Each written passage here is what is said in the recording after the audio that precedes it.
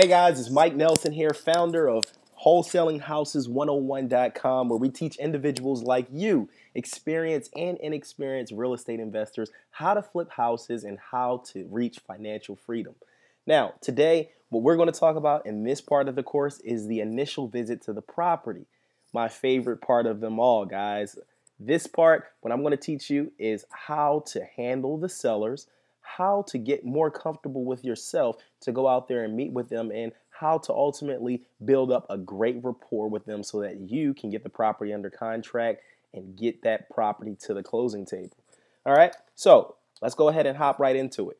First, I want to make sure that you guys know that you're going to need some things handy as a wholesaler as you go to properties, just to make sure that you're prepared, because there's nothing like going to a property, scheduling a visit, and getting there and knowing that you don't have the right tools to actually get into that property. Now, some of the things that you want to make sure you have handy are a crowbar. You're probably saying, what am I going to need a crowbar for? Well, sometimes, depending on what neighborhoods you're in, you're going to need a crowbar to get into certain areas of the house that may be boarded up, or you may have to go through a window. I had to go through a couple of windows. But make sure you get the seller's permission as well. But you want to make sure you have a flashlight. If this property has been vacant for a while, the lights may not be on. Have a flashlight handy so that you can get into that property.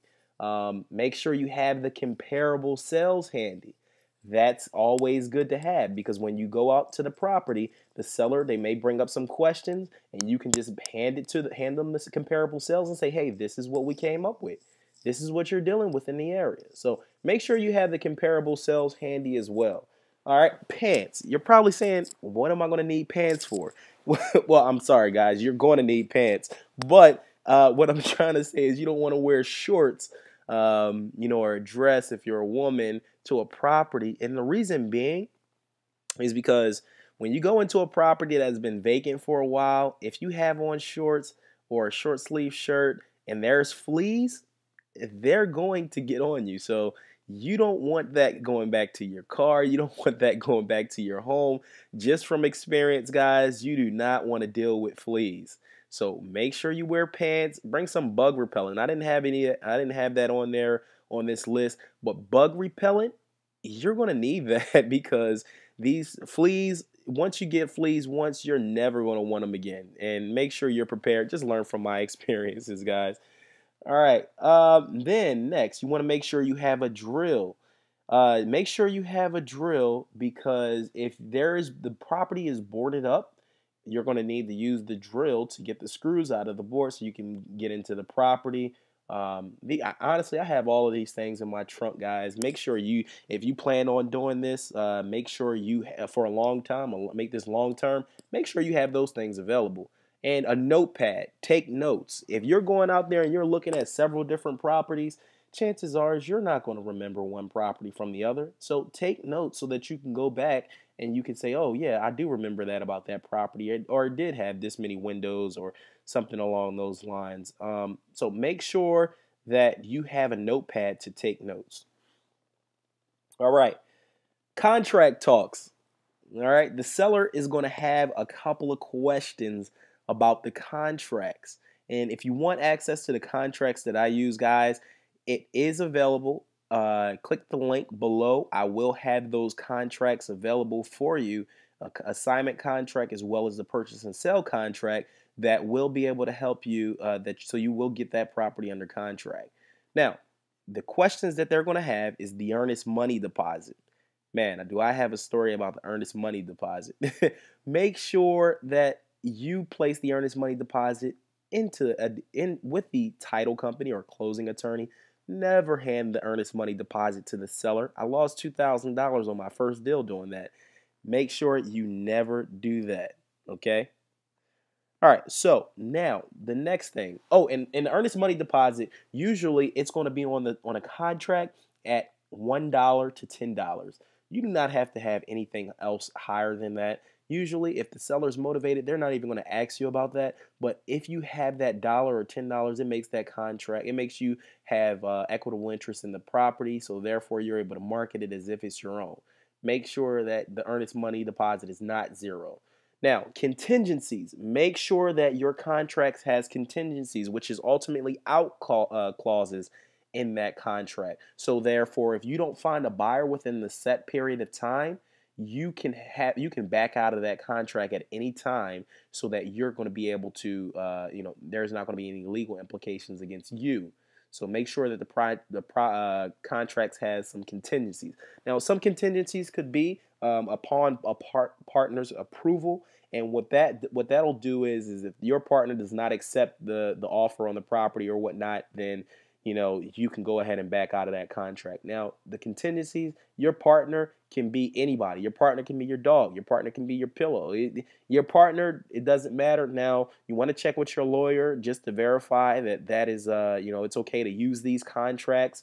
Don't take the contracts I use and go out there and say, hey, I can use them. Make sure that you check with a lawyer first before you use any contract. Now, another thing that the sellers are going to have a question about is going to be closing date.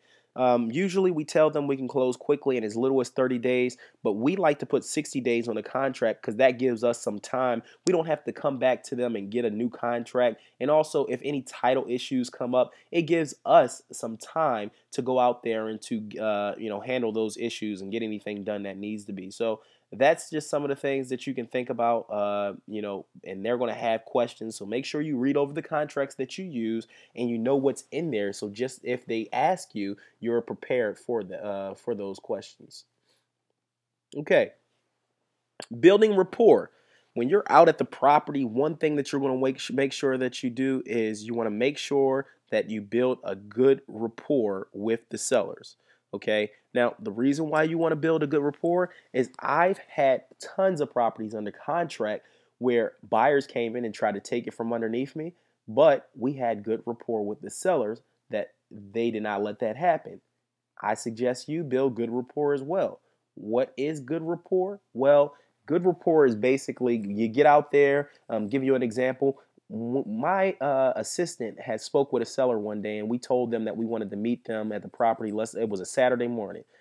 He said no, he can't. It's his birthday. He's going out of town. He'll be back Sunday, and he'll be able to have the appointment then. So she set the appointment for Sunday.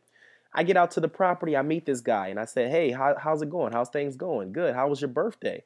And, he just paused for a minute, and he was just like, wow, this guy, he doesn't really even know me, but he asked me when is my birthday. And we built up a great rapport. We started talking about other stuff outside of the property, and building up a good rapport is very important. It's important because people want to work with people who they like. They're not going to want to work with people who they don't like or people who don't seem like they have, a personality. They want to work with people who they like. Just for instance, if you think about going to a restaurant, if your waiter has a bad attitude, then it's not going to make your experience at that restaurant something that you're going to remember. But if they treat you with respect, I went to a restaurant where I was there about a month or 2 months ago, and the waiter, she remembered me, and she said, "Hey, Mike, how are you?" I didn't know this lady. She just remembered us from being there one time. And that was great customer service, and she built up a rapport with us, and we were talking, and it was an overall good experience. Same thing goes for when you're dealing with a seller. Give them a good experience. Build up a good rapport with them. Now, guys, that's what some of the things that you need when you go out there to the property. I talked about building up a great rapport with them. If you have any questions, and I'm sure that you guys will, if that's fine, leave your questions below this video, and I'll make sure that I'll be sure to answer those questions. Okay, if not, a lot of the people who are here, they'll be able to answer the questions for you. I want to build up a community of people who are into helping others. Okay, so guys, I just want to thank you for taking the time out. Make sure that you look out for the next course that's going to be available, the next module. All right. If you have any questions, make sure you leave them at the bottom of this video. I'm Mike Nelson with Wholesaling Houses 101.